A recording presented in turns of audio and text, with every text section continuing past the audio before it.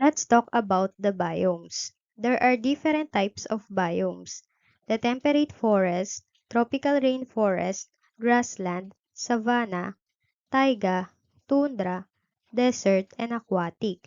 And this is the part 2 of our topic about the biomes, wherein we will discuss about the grassland and savanna. Grasslands are plains that are dominated by grass. When we say dominated, it means sila yung mas superior, sila yung nananalo or mas nakakarami. Ang grassland, from the word itself, grass, it means ang makikita lang natin dito, it's either isang malawak na damuhan na may ilang mga puno or kabudamo lang na wala na isang puno. Grassland lies between a forest and a desert. Kumbaga, ang grassland ay napapabilang sa pagitan ng forest at desert.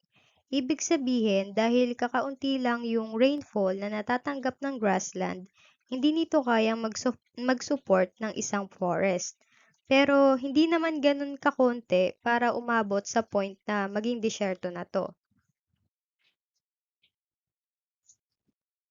Karaniwan ang mga grassland, makikita natin itong ginagawang pastulan ng iba't ibang hayop katulad ng kabayo, kambing, tupa at iba pa. There are two types of grassland: the temperate grassland and the tropical grassland. Tropical grassland is also known as savanna. Now, let's talk about first about the temperate grassland. Kung ikukumpara natin ang temperate grassland mula sa tropical grassland, ang temperate grassland ay tinuturing na treeless. Ito ay dahil ang temperate grassland ay located sa temperate region. At kung babalikan natin yung part 1 ng lesson, matatandaan natin na ang klima sa temperate region ay malimit lang yung pagkakaroon ng rainfall. Sa kabilang banda, ang tropical grassland or savanna naman ay located sa tropical region.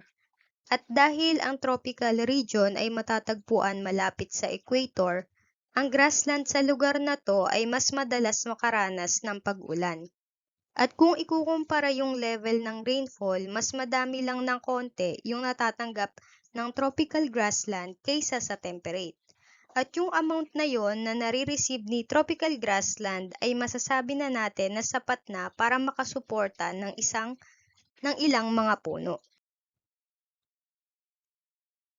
Now, ang temperate grassland ay may iba't ibang uri. Mayroong tinatawag na prairie mula sa North America, pampas sa South America, at steppe naman sa Eurasia.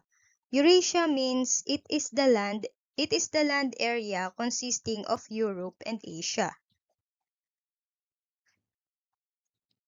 In North America, prairie is ideal for agriculture, and prairie grassland is a perfect land to grow grains tulad ng wheat, rye, and oats. Ang steppe naman ay mula sa bansang Eurasia, and it is the largest Eurasian steppe in the world. In fact, the most famous trade route on the Eurasian steppe is the Silk Road, connecting countries like China, India, and Europe.